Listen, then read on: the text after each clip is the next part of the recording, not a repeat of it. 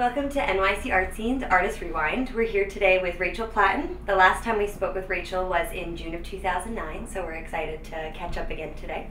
Hi, Rachel. Hi. So tell us a little bit about what you've been up to, major highlights of the past year and a half. I've been touring a lot. I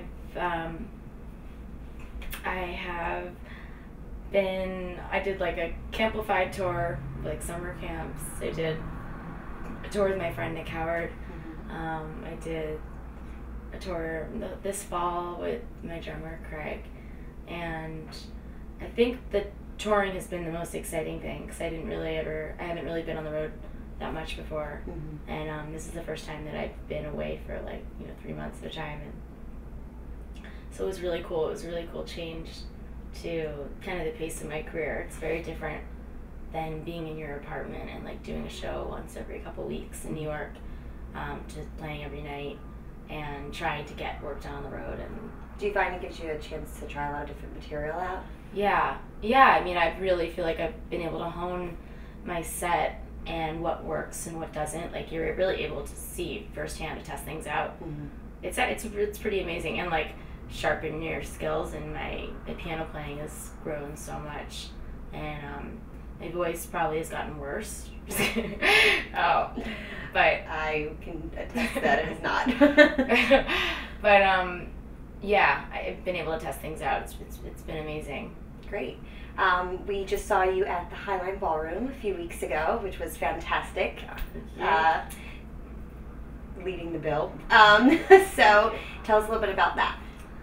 Oh, it was an amazing show. I was really excited to be back at Highline. I played there in the spring, opening for Carbon Leaf, and it was cool to be headlining it and have friends on the bill.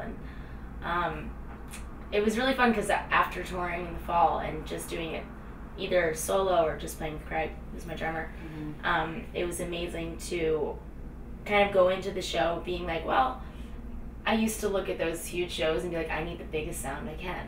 Like, the bigger the stage, the more band members I need. And I think literally like the first time I played a big room, I had maybe like Blender Theater, I think I had like 7 people on stage with me, which is silly. You couldn't hear me.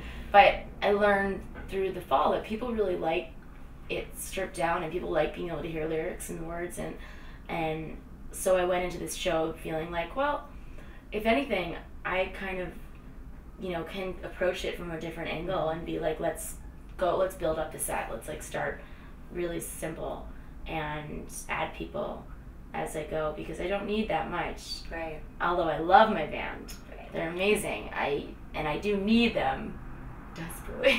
I don't need them either. Right. But so that was kind of special to like feel confident enough to start it just on piano alone. It was good. It was a good feeling. At your Highline show a few weeks ago, you had a special guest with you on one of the songs, John Forte. So tell us a little bit about that. We're actually going to see a clip in a minute of the performance, but lead us into it. He and I have been friends for a year, a little over a year. We had the same entertainment attorney for a little while, and she introduced us. And his story is really inspiring, and he's a really amazing guy. He's had a lot of life experience, and we've been talking about doing a song together and writing together for a while, so this was a cool opportunity. We both kind of got off the road at the same time, and we were able to meet up, and we were talking about what we should do, and we figured out that we both were really into this band, Edward Sharpe, and we were loving this song Home, so we decided to do a kind of really stripped down version of it. At first we were like, oh, maybe we should have my trumpet player and drummer join us and make it really upbeat. And he's a really chill, laid back guy. He was kind of like, no.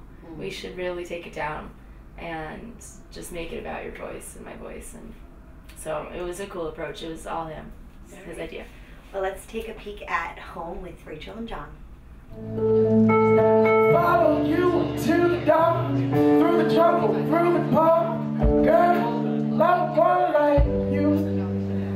On bustin' waterfalls, alleyways and pink courts. I've been everywhere with you. Well, that's true. Laugh until we think we'll die. Barefoot on a summer night. Ain't nothing sweeter than you. And in the streets we'll run free till it's only you and me. Jeez, you're something to see. Oh, let me come home. Home is wherever I'm with you. Oh, home, let me come home. Home is wherever I'm with you. La la la, take me home. Daddy, I'm coming home.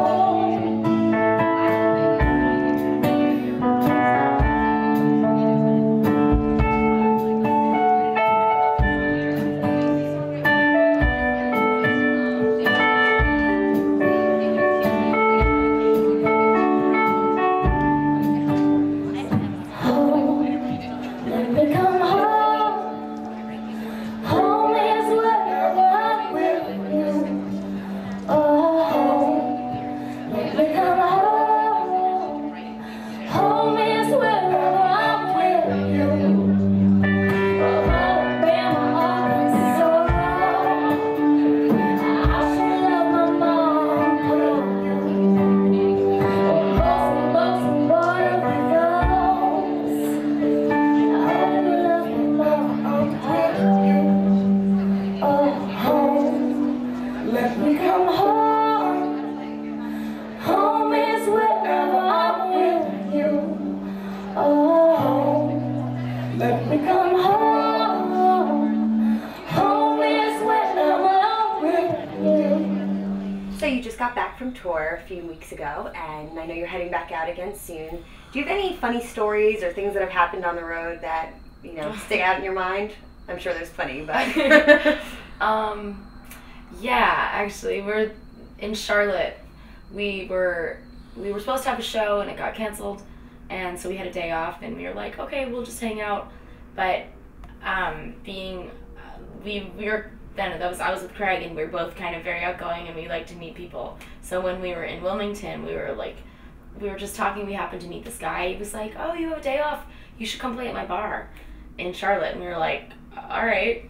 We don't know what your bar's gonna be like, you know, it could be like a really crappy, you know, like 5 people sitting in a bar. But we're like, fuck it, we're like, screw it, we'll go play. I have the mouth of a sailor.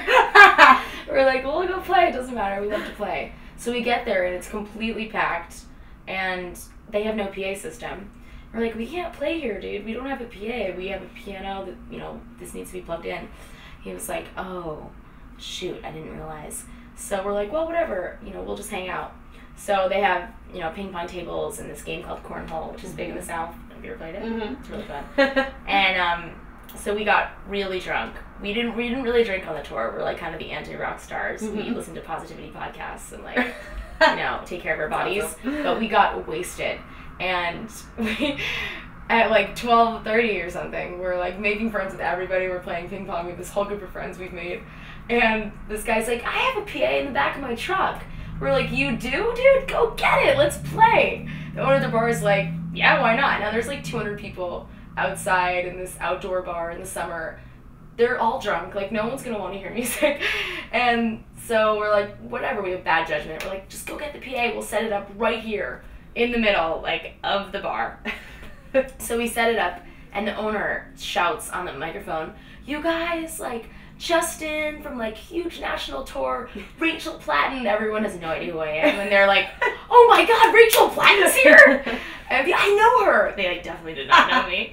And we played 4 songs and just acted like it was like the biggest deal that we were doing it. And people got so excited. We're like signing shirts, and Craig's like signing titties, and not really, but it was really fun. And we kind of did the same thing in Nashville. Like, we added a show. We just walked into a bar and we were like, we want to play.